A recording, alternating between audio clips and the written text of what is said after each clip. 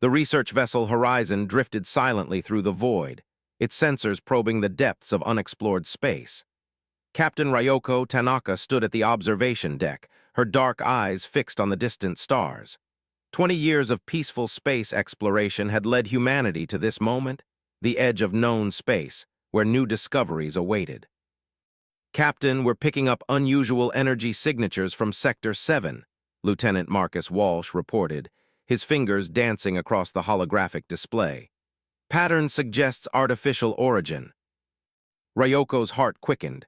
After months of searching, they might have finally found evidence of advanced alien civilization. Analysis. Technology level appears to be significantly advanced. The energy output rivals our largest fusion reactors, Walsh confirmed, excitement evident in his voice. The discovery should have been humanity's greatest moment. Instead, it became their worst nightmare. The Crixus warships appeared without warning, massive vessels of dark metal and crystalline structures that seemed to absorb light itself. Their first transmission was not one of peace or curiosity, but a declaration of superiority. "Primitive species," the alien voice boomed through the ship's communication system, its tone dripping with contempt. "You have entered territory claimed by the Crixus Dominion. Your existence is an offense to our genetic purity." Before Ryoko could respond, plasma beams lanced through space. The Horizon's shields, designed for protection against cosmic radiation and micrometeoroids, stood no chance. The research vessel's port side erupted in flames as atmosphere vented into space. "Emergency protocols?" Ryoko shouted, grabbing onto a railing as the ship shuddered. "Get everyone to the escape pods." But the Crixus weren't interested in survivors. Their weapons systematically targeted every escape pod that launched, destroying them with clinical precision. The news of the Horizon's destruction reached Earth within hours. Admiral James Morrison stood before the United Earth Defense Council, his weathered face grave as he delivered the report. The Horizon's final transmission confirmed first contact with an advanced hostile species, Morrison stated, his voice steady despite the weight of his words. "They call themselves the Crixus. They've already begun systematic attacks on our outer colonies." The council chamber erupted in chaos. Humanity had spent decades preparing for first contact, but always assumed it would be peaceful. Their visible military presence was minimal, focused on defense rather than aggression. What the Crixus didn't know, what no one beyond Earth's highest echelons knew, was that this had been by design. Deep beneath the surface of Mars, in facilities hidden from even the most advanced scanning technology, humanity had been preparing for this exact scenario. Project Prometheus, born from the paranoia of the post-nuclear age, had spent 50 years developing weapons and ships that could match or exceed anything the galaxy might throw at them. "Initiate Protocol Omega," Morrison commanded, activating his neural link to the Mars Defense Network.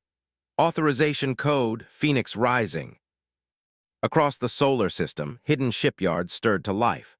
Massive hangar doors opened in the sides of asteroids, revealing sleek warships that had never seen the light of day.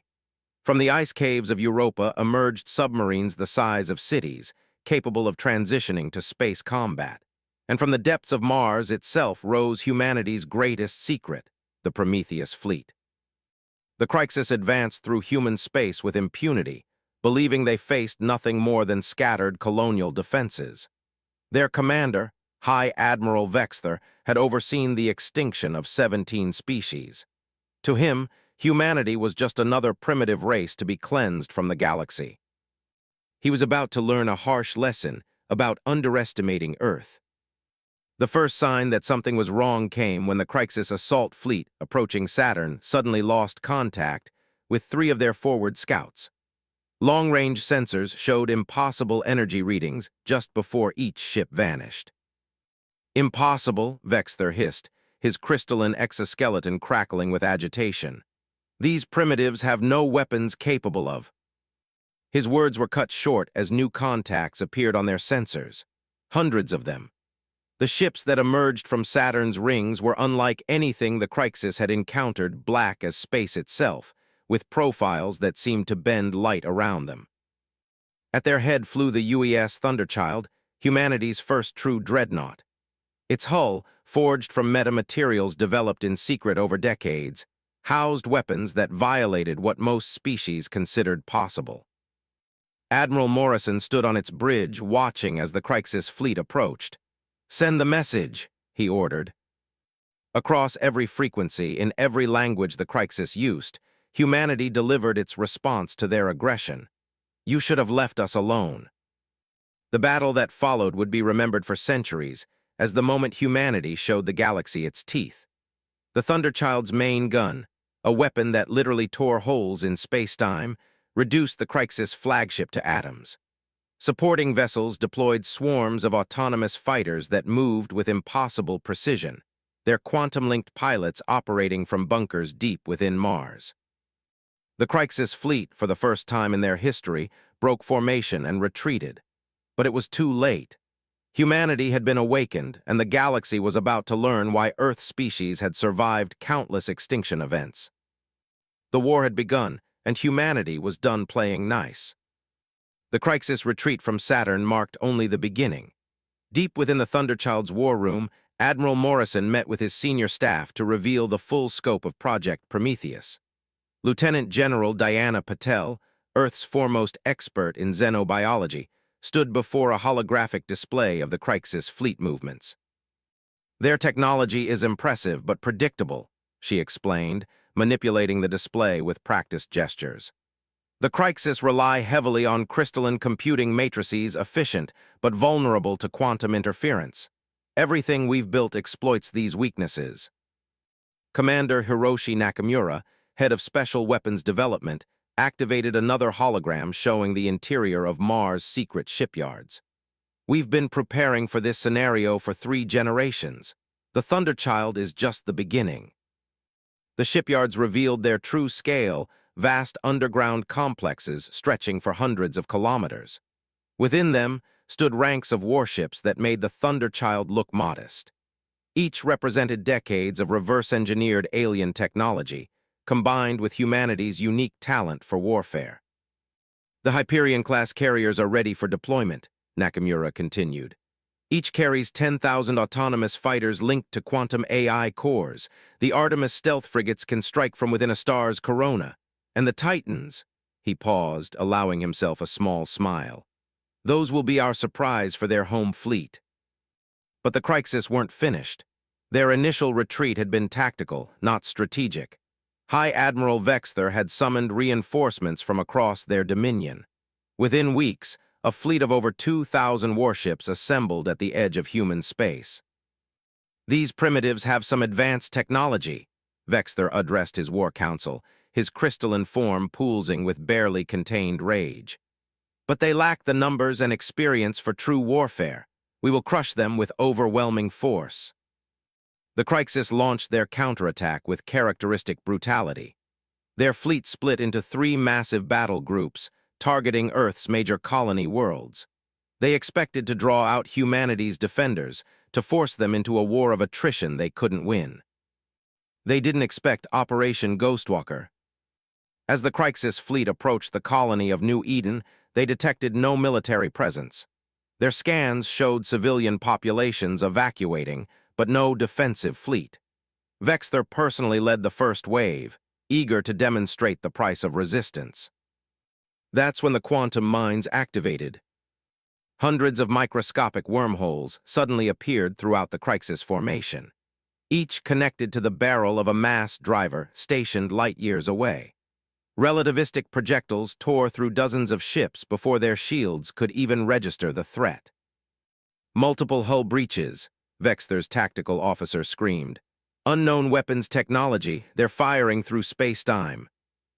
But the mines were just the beginning. The seemingly empty space around New Eden came alive as hundreds of Artemis frigates dropped their stealth fields. Their hulls, covered in metamaterial coating, had been completely invisible to Crixus sensors. Admiral Morrison watched from the Thunderchild's bridge as the trap closed. "All ships, execute combat pattern Theta. Show them what humanity can do." The battle that followed would rewrite military doctrine across the galaxy. Artemis frigates executed impossible maneuvers, their inertial dampeners allowing turns that would liquefy any other species. Swarms of autonomous fighters moved with collective intelligence, predicting and countering crisis tactics before they could execute them. And then came the Titans. They emerged from slipspace like avenging gods, each one nearly the size of a small moon. Their hulls bristled with weapons that defied conventional physics. Gravity lances created localized black holes inside Crixus ships. Quantum disruptors severed the crystalline computing networks that coordinated their fleets. "This is impossible," Vexter raged as his flagship systems failed one by one. They were nothing, primitive savages barely out of their gravity well. Commander Nakamura's voice cut through all Crixus communications channels. "You assumed that because we didn't show our strength, we had none. You mistook preparation for weakness. That mistake will cost you your empire." The battle lasted less than 6 hours. When it ended, over half the Crixus fleet lay in ruins. The survivors fled in disarray, their vaunted battle doctrine shattered by weapons they couldn't understand. But humanity's victory revealed new complications. Other alien species had taken notice. The Crixus Dominion had many enemies and many victims. As news of their defeat spread, representatives from a dozen subjugated races reached out to Earth. Admiral Morrison stood in his ready room, reviewing the diplomatic requests flooding in. The war was entering a new phase, one that would require more than just military might. "Send word to the Council," he ordered. "Tell them to prepare for diplomatic contact. It's time to show the galaxy that humanity can build alliances as well as weapons." The messages went out across the stars. Humanity had revealed its strength, but now came the greater challenge, using that strength to forge a lasting peace. The Crixus had awakened a giant, but they'd also opened the door to a new era of galactic politics. And in the shipyards of Mars, the production lines continued their work. Because if there was one lesson humanity had learned well, it was that peace works best when backed by overwhelming firepower. The diplomatic chamber aboard the Thunderchild hummed with nervous energy as representatives from 7 different species gathered for the first time. Admiral Morrison studied their faces, or what passed for faces among such diverse beings. The serpentine Neovar, with their iridescent scales and complex optical organs. The crystalline Zentari, whose bodies seemed to shift between solid and energy states. The towering Vraxen, mechanical beings who had long ago transcended their organic origins. All of them shared one thing: decades of oppression under Crixus rule. "For centuries, we believed resistance was futile," spoke Nexusful, the Neovar ambassador, her scales rippling with remembered pain. "The Crixus stripped our worlds of resources, enslaved our people, and destroyed any who dared resist. Until now," added Oro 9, the Vraxen representative, their vocal synthesizer humming with barely contained excitement. "Humanity has done what we thought impossible. You've broken their myth of invincibility." Dr. Rashid Khan, Earth's chief xenodiplomat, leaned forward. "We didn't just break their fleet. We've cracked their entire military doctrine. But to end their dominion permanently, we need allies who understand their tactics, their technology, and their weaknesses." The meeting that followed revealed the true scope of Crixus atrocities.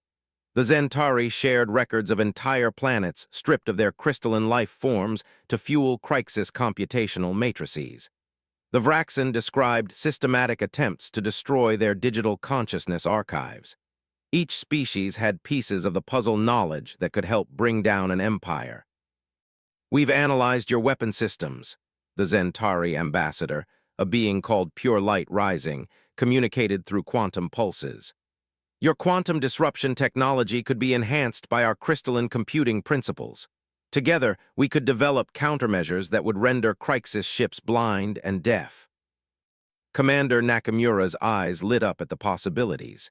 "And your people's natural ability to interface with crystalline structures, combined with our quantum AI, could give us control of their entire command and control network," finished Oro 9. "The Vraxen can provide the processing power needed for such operations." But it was the Neovar who offered perhaps the most valuable asset: detailed star maps of Crixus space. including the locations of their primary shipyards and command centers. Information gathered through centuries of careful observation during their enslavement. Admiral Morrison studied the combined intelligence. "We have 8 weeks before the Crixus can rebuild their fleet. That's our window to prepare a coordinated strike." The alliance took shape with remarkable speed. Humanity's shipyards began incorporating alien technologies, while Earth scientists worked alongside their new allies to develop weapons specifically tailored to exploit Crixus weaknesses. The Vraxen's massive data processing centers merged with human quantum computers, creating battle prediction models of unprecedented accuracy. Yet not all species were eager to join the fight.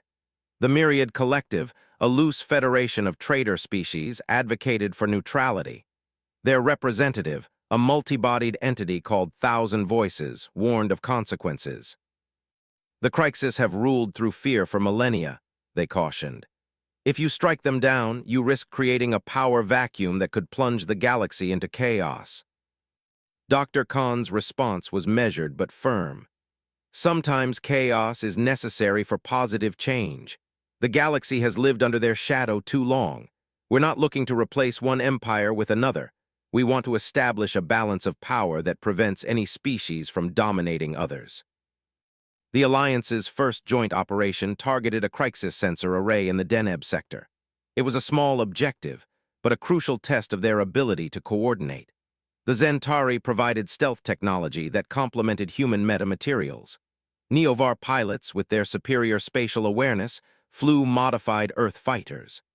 Vraxen battle computers coordinated the entire operation with microsecond precision. The array was disabled without a single casualty. "This is just the beginning," Morrison told his allies as they reviewed the success. "But it proves what we can accomplish together." Meanwhile, in the depths of Mars research facilities, human and alien scientists worked on Project Starbreaker, a weapon that could target the unique crystalline structure of Crixus ships. The Zentari's understanding of crystal matrices, combined with human innovations in quantum mechanics, promised to create something unprecedented. "Their entire civilization is built on crystalline technology," explained Dr. Yuki Tanaka, head of the project. "Their ships, their computers, even their bodies incorporate these structures. If we can disrupt them at a fundamental level, we can end their ability to wage war without destroying their species," finished Pure Light Rising. "A mercy they never showed to others." But the Crixus were not idle. Their spies reported the growing alliance, and High Admiral Vexther prepared countermeasures. In secret bases across their territory, they began adapting their technology, trying to protect against the weapons that had proven so devastating. They also launched a desperate propaganda campaign, broadcasting across all frequencies, warning other species against joining the human alliance. "These primitives will destroy the natural order," they claimed. "They will unleash chaos upon the galaxy." Their words found some sympathetic ears among conservative species who feared change. But for every voice that counseled caution, there were dozens who had suffered under Crixus rule and dreamed of freedom. As the alliance grew stronger, Admiral Morrison received a message from Earth's Defense Council. Long-range sensors had detected massive Crixus fleet movements. They were gathering everything they had for one final push. The coming battle would determine not just the fate of humanity, but the future of the galaxy itself. In his private quarters, Morrison studied the tactical displays, knowing that history would remember what happened next. "Send word to all Allied forces," he commanded. "The time has come to show the Crixus that the galaxy has outgrown their rule, and this time we fight as one." The space around Proxima Centauri rippled with distortions as the largest fleet ever assembled in known galactic history emerged from slipspace. The combined forces of the Alliance filled the void with ships of every size and design, human dreadnoughts, alongside Zentari crystal ships, Neovar stealth vessels flanking Vraxen quantum arrays. On the bridge of the upgraded Thunderchild, Admiral Morrison watched as tactical displays showed the Crixus fleet approaching. They had committed everything to this battle, over 5,000 warships, including their legendary world breakers. "They're desperate," observed Commander Nakamura, his eyes scanning the enemy formation. "Look at their positioning. They're expecting our quantum strikes." Dr. Rashid Khan, now serving as coalition liaison, nodded. "Our intelligence suggests they've modified their shields specifically to counter our previous tactics. They think they've solved the puzzle." "Let them think that," Morrison replied, his voice steady. "Execute Operation Sunforge." Across the Allied fleet, crews moved with practiced precision. The Zentari ships began to pulse with energy, their crystalline structures resonating at frequencies that matched the Crixus defense systems. The Vraxan battle computers spun up to full power, their quantum cores processing combat scenarios faster than organic minds could comprehend. The Crixus struck first. Their world breakers, massive ships capable of cracking planets, opened fire with graviton beams that could tear apart conventional vessels. But the Allied fleet had prepared for this. Neovar pilots, their enhanced spatial awareness allowing them to predict gravitational distortions, led the first counterattack. Their ships danced through the deadly beams, launching salvos of modified human torpedoes. Each warhead contained a Zentari crystal matrix programmed to resonate with Crixus shield frequencies. "Primary detonation in 3, 2, 1, Nakamura counted down. The torpedoes didn't explode, they sang. The crystalline matrices released harmonics that interfaced directly with Crixus technology. Shields wavered, communication systems garbled, and weapon systems began to malfunction. High Admiral Vexther, watching from his flagship, the Crystal Throne, felt something he hadn't experienced in centuries: fear. "Impossible," he raged as his ship's systems flickered. "They're weapons. They're using our own crystalline technology against us." But that was just the beginning. The Vraxan quantum arrays, positioned at key points throughout the Allied fleet, activated their primary weapons. Beams of pure computational energy, the physical manifestation of mathematical equations carved through space. Where they struck, Crixus ships didn't just die, they were solved, reduced to their base components by unstoppable algorithms. The human contribution to this symphony of destruction came in the form of Project Starbreaker. Dr. Tanaka's team had created something entirely new: weapons that didn't just destroy Crixus ships, but converted them. "Target the first world breaker," Morrison ordered. "Let's show them what true evolution looks like." The Starbreaker beam struck the massive Crixus vessel. For a moment, nothing seemed to happen. Then the ship's crystalline structure began to change. The rigid hierarchical patterns favored by the Crixus transformed into something more complex, more adaptive. "The crystalline matrices are rewriting themselves," Dr. Tanaka reported, watching the data flood in. "The Zentari templates are taking hold." Across the battlefield, transformed Crixus ships began turning on their former fleet. Their crews, connected to their ship's crystals, found their own consciousness expanding, freed from millennia of rigid doctrine. Vexther watched in horror as a third of his fleet switched allegiance in minutes. "What have you done to them?" Morrison's reply was broadcast across all frequencies. "We've given them choice, something you never allowed your own people." The battle became a rout. Crixus ships either surrendered, transformed, or were destroyed by the combined might of the Alliance. Their formations, once the terror of the galaxy, broke apart under attacks they couldn't comprehend. But victory came with a price. Allied ships fell to enemy fire, their crews making the ultimate sacrifice to ensure success.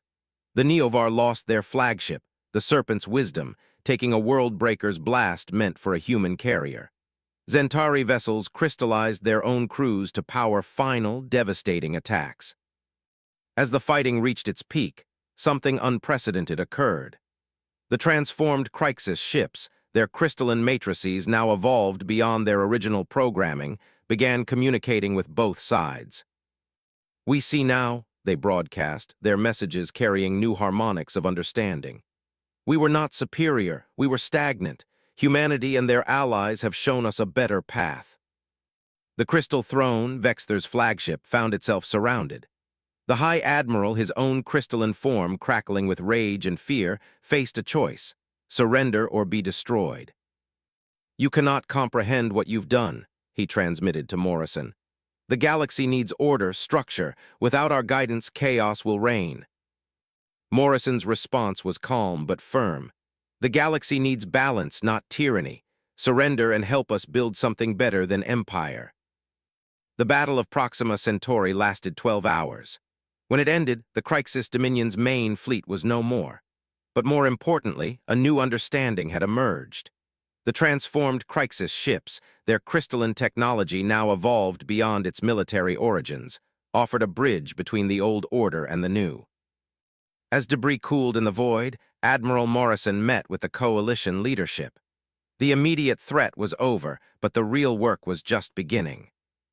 "We've won the war," Dr. Khan stated, "but now comes the harder part, winning the peace." The Admiral looked out at the transformed ships, their crystals now pulsing with new patterns, new possibilities. For the first time in their history, the Crixus have the freedom to choose their path. Let's help them choose wisely. 1 month after the Battle of Proxima Centauri, the newly established Galactic Concordat held its first assembly in Earth's orbital diplomatic station. Representatives from 37 species gathered in the Grand Chamber, including transformed Crixus delegates whose crystalline forms now pulsed with vibrant, evolving patterns. Admiral Morrison stood before them, no longer just a military commander but a symbol of the change that had swept through known space. "We gather here not to celebrate victory," he began, "but to ensure it never becomes necessary again." The chamber's holographic displays showed the ongoing transformation across former Crixus space. Their once rigid empire was dissolving into something new. Worlds long oppressed were claiming independence, while transformed Crixus ships helped maintain stability during the transition. Dr. Rashid Khan, now serving as Earth's primary diplomatic representative, worked tirelessly with coalition members to draft the Concordat Charter. Its primary principle was revolutionary in its simplicity. No single species would ever again be allowed to dominate others. "The Crixus believed in absolute control," he explained to the assembly. "We propose absolute cooperation. Every member species maintains its sovereignty while contributing to mutual defense and development." The Centauri delegation, led by Pure Light Rising, presented their own transformation. "We have learned from humanity's example," they communicated. "Strength lies not in uniformity but in diversity. Our crystalline technologies, once used only for computation, now serve as bridges between different forms of consciousness." Indeed, the Centauri's evolved crystal matrices had become the foundation of a new form of galactic communication. Ships and stations across known space were being equipped with these systems, allowing for instantaneous exchange of not just information, but understanding between species.